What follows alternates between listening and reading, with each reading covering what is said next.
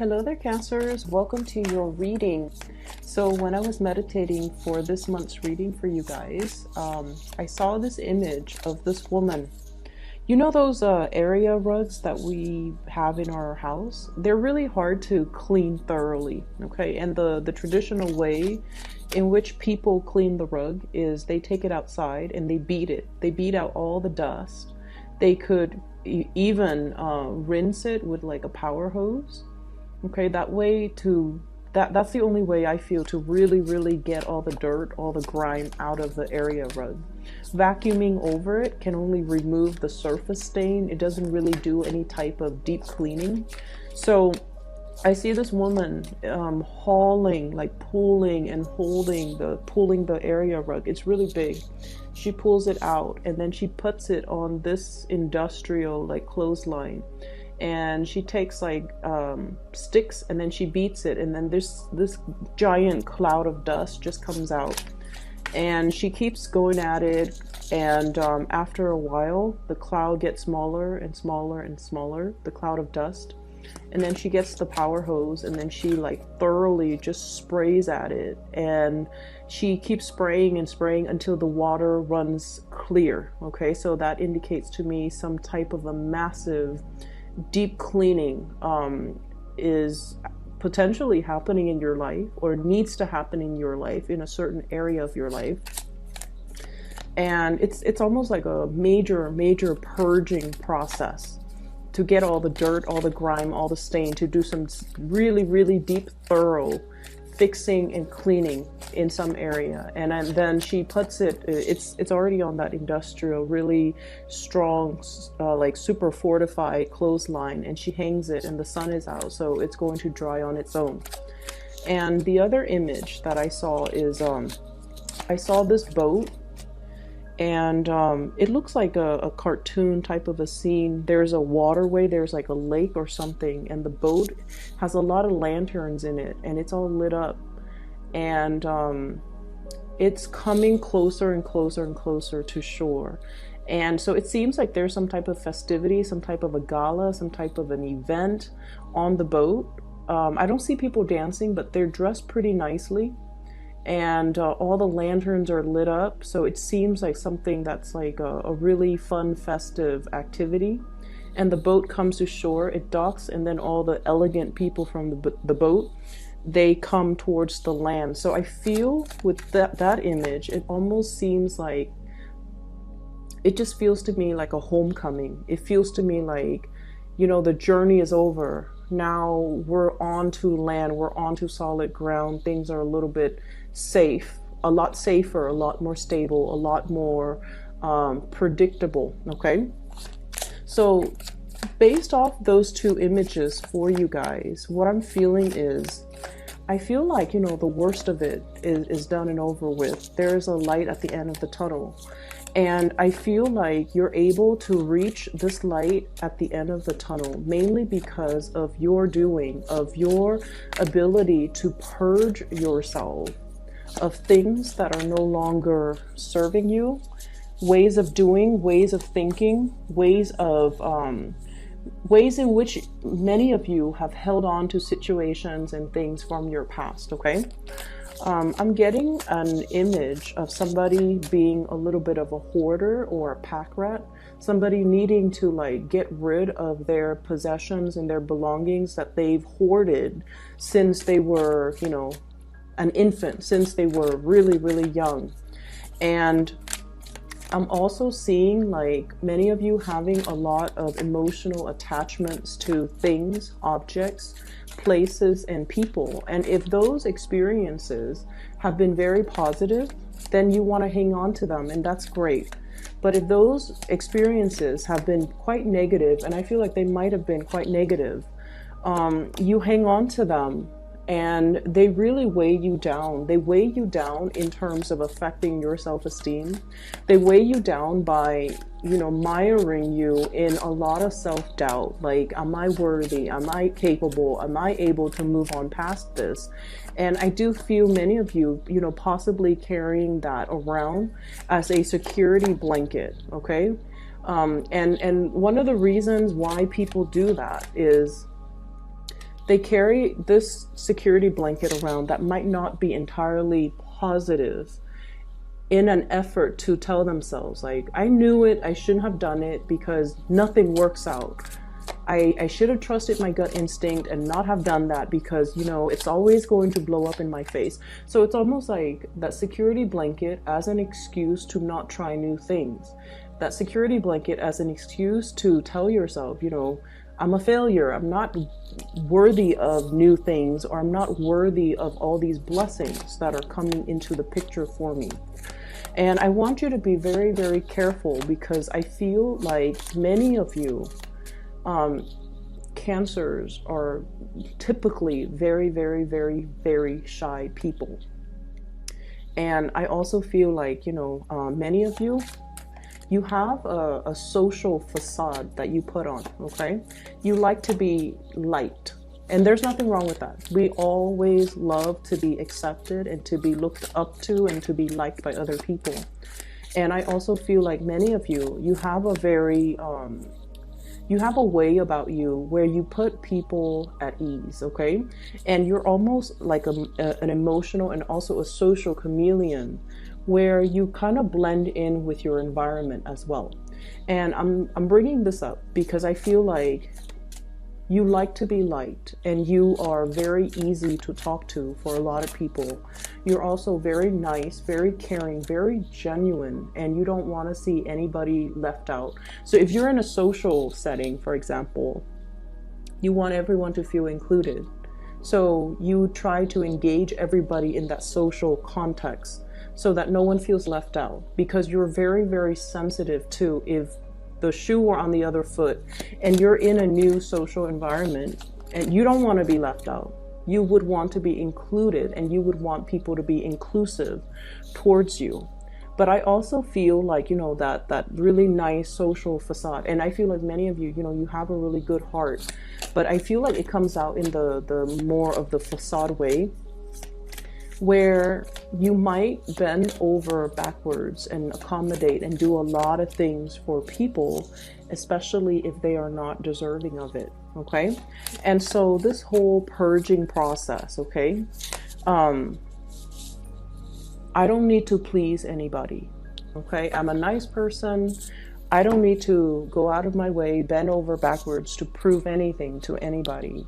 I don't need to constantly, you know, look for other people to validate what I feel about myself. And I especially don't need that attention from other people in order for me to accept who I am. So I feel like this process of shedding the old skin, the old way of doing, seeing the light at the end of the tunnel, and seeing you for your authentic self without the self-doubt, without all of that negative self-talk from the past, the need to please, the need for validation, and the need to, you know, live up to a certain ideals and really, really high expectations that you set for yourself.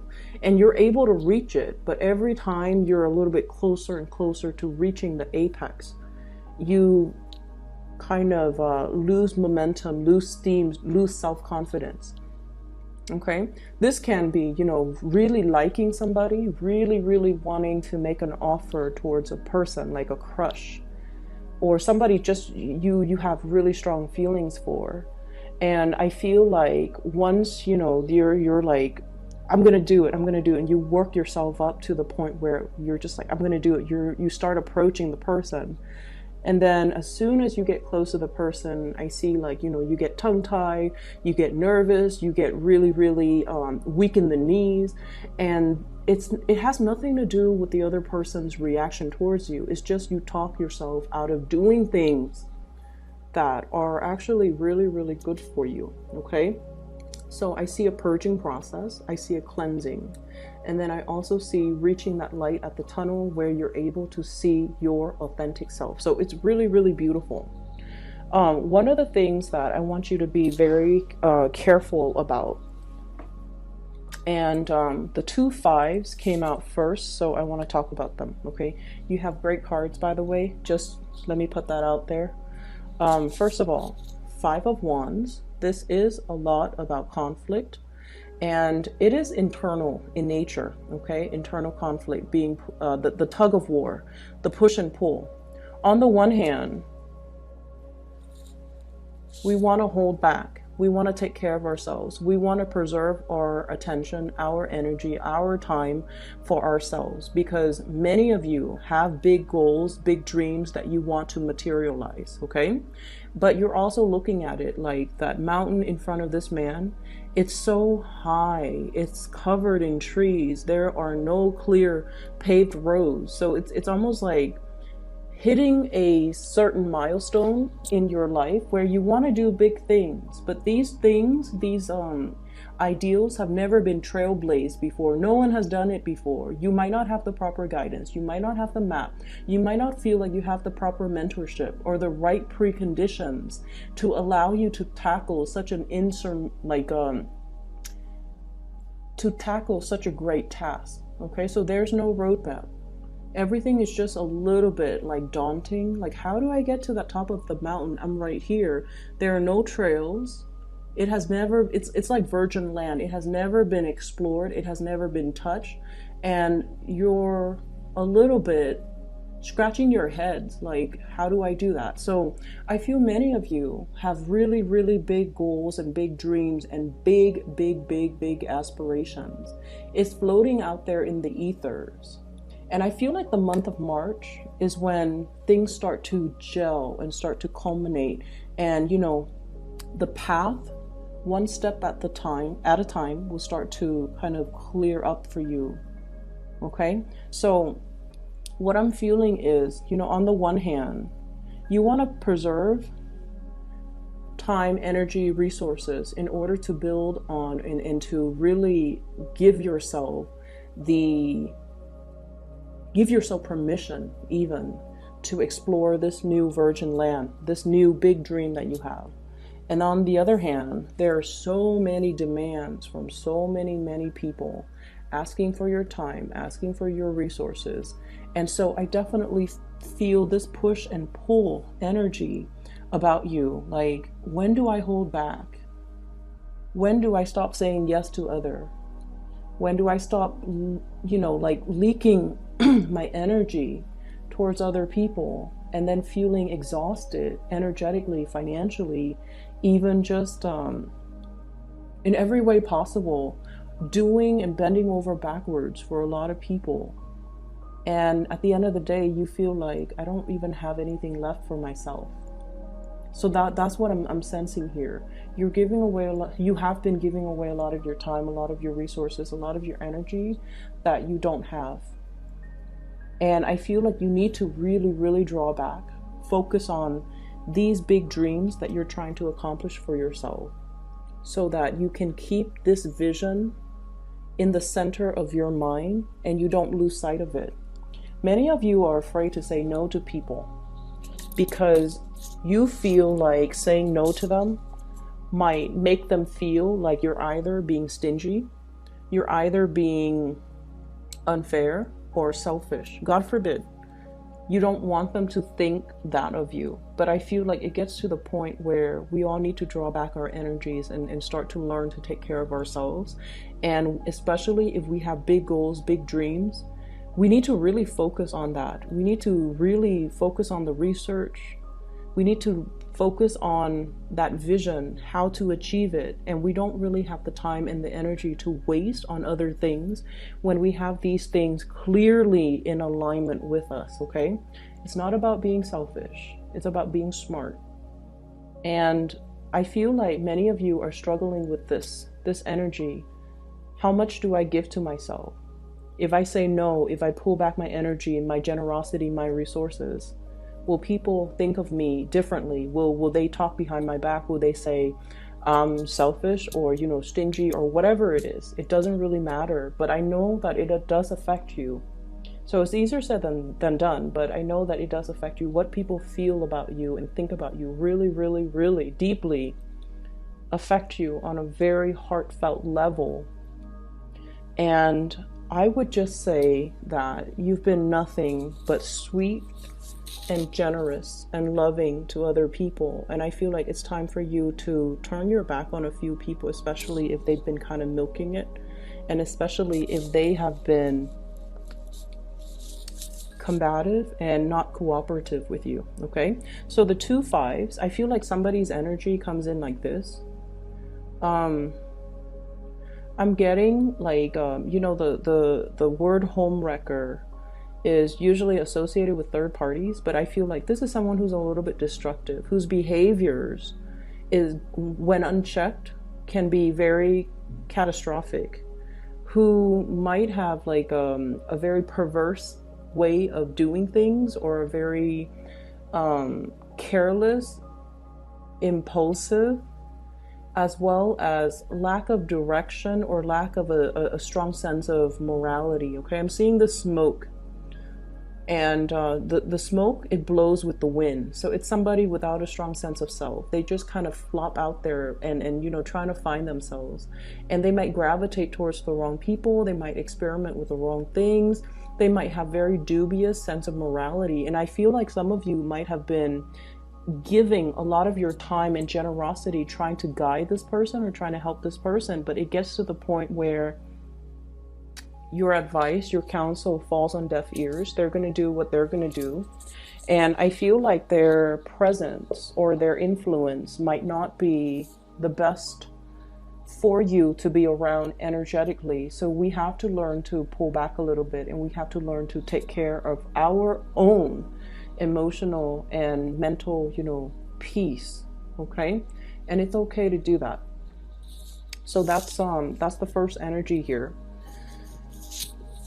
The other thing that's coming into the picture is many of you might have spent a lot of time. I'm hearing like barking up the wrong tree, socializing, wanting to be, included. And you spend a lot of time, a lot of energy arranging for like, group outings, happy hour, wanting to be a part of a community, wanting to be a part of a social group. And you feel like, the only way is to take charge. Like, let me be the one to get everybody together. And you're very good at that. So like I said, you have this social facade about you. Deep down, I feel like, you like good company. But I also feel like that social facade comes out when you want to be included. And you might be the one behind the scenes arranging all of these, social gatherings and things like that. And I feel like a lot of your attention, your time, resources as well could be funneled towards that. Okay, 3 of Cups is generally a very, very good card. It's a very, very good card. But it can indicate a little bit of superficiality if we're not careful. So a lot of time, a lot of resources, and a lot of energy might be dumped in this avenue with the people that might not be deserving. And so it's okay for you to pull back, and it's okay for you to really do whatever it is that you need to do on the practical end to get your big plans and big dreams moving along. All right. We have 2 aces here, and I'm going to talk about that in a little bit, but I do sense as well that you have somebody that is really, really interested in you. Okay. And it's coming from your friendship circle. Big friendship circle vibe. Somebody has great feelings for you. It comes up here in the Ace of Cups. And I'm feeling this is somebody who is a little bit socially awkward. Okay, they're very serious minded, so it's like they don't really know how to lighten up. And you might have and this is how you know who this person might be. So like they can be like social, but I feel like deep down they're very introverted. And then I also feel like they keep to themselves. They keep their own counsel. They don't really share a lot. And I feel like this is somebody who has been through the ringer. They have been through a lot. And so they're a little bit introverted. They find it hard to socialize, because when you have been through a lot and then you go out and socialize and people are really talking about, very frivolous things or very minor issues, what I call like first world problems, that person feels like they can't really relate. And I feel like they go to these functions in the hopes that you would be there. They don't really enjoy putting themselves in the spotlight or in an environment where they have to mingle and socialize. But I feel like they do it because they are hoping to catch a glimpse of you, or to run into you, or to be around you. And so I do feel like they really, really like you. And I feel like the communication between the two of you might be a little bit strained, because when you interact with them, they tend to, so let's say you're at a bar, right, and everyone's having fun, and when you interact with them, they err on the side of heavier, more serious topics. So I say like socially awkward, because in an environment where people are socializing and just having, really lighthearted conversation, this person is so serious that they bring the energy down. Not that they're a bad person, they're just so serious. That pentacle is on his head. It's like all conversations are very, very serious, or very, very heavy. And you just want to socialize. You just want to have fun. You just want to, have light-hearted conversations and interaction. And this person is kind of like that Debbie Downer. And I feel like they really feel a certain way about you. And you might not even be aware of how they've been going through such great lengths to be in your presence. You're not aware. I feel like you've got your back turned. They're going through such great lengths to be in your presence. And I feel like their love is very, very real, because just imagine somebody who's like this serious offering their love. It is real, it is sincere, and it is definitely worth exploring. So I feel like you have this option on the table for you in the month of March.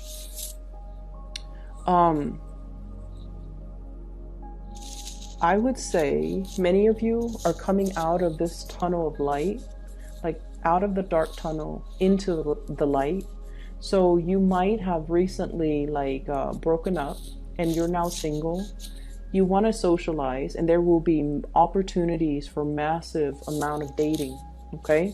And I feel like you might have a lot of options, but there's definitely somebody here catching your, somebody who is really captivated by you.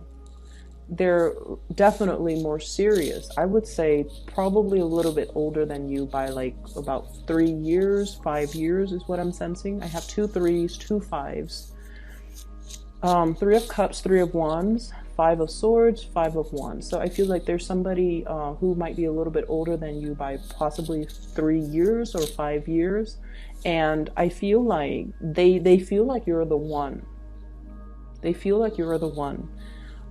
They feel like, you have that sensitivity about you where, like I said, they've been through a lot, but when they talk to you, they feel comfortable. They feel like you never judge them. And water signs in general never ever show judgment or judge others, or ever show disbelief, skepticism or disbelief. When someone tells you a very serious traumatic story, I feel like you just take it in, and because of that, people feel really comfortable naturally sharing a lot of information with you. If you find this person opening up and sharing information with you, I feel like that's because they're looking to make this really, really big offer towards you. So I feel like this is if you're socializing, there will be a lot of options. There's also one person in particular that I feel is going to make this unexpected offer to you. And it's going to be, you're going to feel like, wow, I've really captured this person's imagination, or, whatever you've been waiting on. The boat is coming in. Okay, so the boats are in. 3 of Wands, waiting for the opportunity. When it comes to the big love or the great love, I feel like that offer is going to be in. You have quite a few people that are interested, and they're in the picture. And I also see you here reciprocating. Okay, so I feel like you're going to have some people that you've been eyeing that will be making an offer, and then I do feel the offer is going to be reciprocated. So the period of waiting with this hangman is no longer it's no longer a problem. Okay, so we're heading towards that light at the end of the tunnel where the boats come in, like that boat with the lanterns on it. And I just see like opportunities for festivities, opportunities for outing, opportunities for really, really extravagant and romantic getaways that are just really right up your alley. Okay, because I see like some very visually appealing places, locations, like just if someone tells you, hey, I've got us tickets to do this, and you're just like, wow, that sounds magical, like something very magical, some type of an outing or socializing event or something is very, very magical, and I feel like it's going to unfold for you. And I see you almost like that anxious little kid who couldn't go to sleep because the next day he's going to Disneyland. That's what it feels like to me, but it has a more romantic slant to it. Okay, needless to say, we have as well Ace of Pentacles. This is a new job. This is a new enterprise, as well as a new income generating opportunity. It's going to be coming into the picture for you. I see many people escalating, going towards like promotions. Okay, like I'm seeing this step ladder, like going up a notch when it comes to your income generating potential. I'm also seeing for many of you, if you have been out of commission, so if you are like, for example, a stay-at-home mom, a stay-at-home dad, you're returning to the work environment. Okay, so the transition, it's going to work out really, really well. But you know, anytime we let our skills lie dormant, so if you've been a stay-at-home mom or a stay-at-home dad and you've been away from the labor force for quite some time, you're going to get a little bit rusty. Okay, so don't beat yourself up over it. If you feel like things are happening so fast that you can't keep up, or you feel like technology has changed, or if you feel like you're dealing with so many systems, so many expectations, so many systems, procedures, and just processes, don't feel bad. You're going to be okay. You just need to flex those muscles and kind of like break away from that rust, and then things will start to flow automatically, because you do have a very intuitive sense of knowing to do the right thing at the right time, like a divine sense of timing. So it's going to take some time for you to get over that initial hurdle, especially when it comes to new work. Okay, but either way, there's going to be a work situation coming into the picture. Many of you might have been wanting to leave a bad work situation for some time. A situation where you don't feel that sense of connection with the people that you work with. You feel like you have to guard yourself or keep yourself on guard with those people.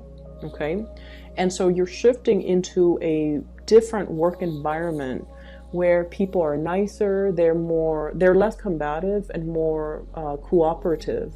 They're nice, they help one another, and the environment is not cutthroat, or the environment is not gossipy, or the environment overall is just a lot more amicable.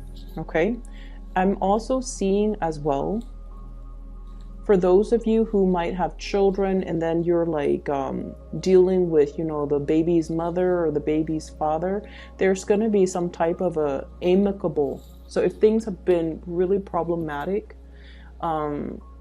if there has been, you know, perceived like hostilities or jealousies and things like that regarding, you know, our exes, and then especially like if we have children with them, it's always very difficult to co-parent. Okay, it's very, very difficult. But I feel like there is going to be some type of a truce, some type of a resolution, some type of a peace agreement to make the situation a lot more amicable. So there's an ironing out or smoothing out of major relationships in your life in general that I'm seeing for this month. So both of these are very, very, very beautiful. Okay, and they're pointing in different directions. And what I'm feeling is some of you might be thinking about blending the two, blending love with money-making activities. So like somebody you might be in a relationship with, you're like, you know what, I have this great business idea. Why don't we, you know, partner up? And then I'm also sensing as well, lots of attraction in a new work environment. If you're changing jobs, new work comes first, new money comes first, and then the new love is going to be as well coming into the picture. So you have some beautiful, beautiful, blessed energies that are coming into the month of March for you.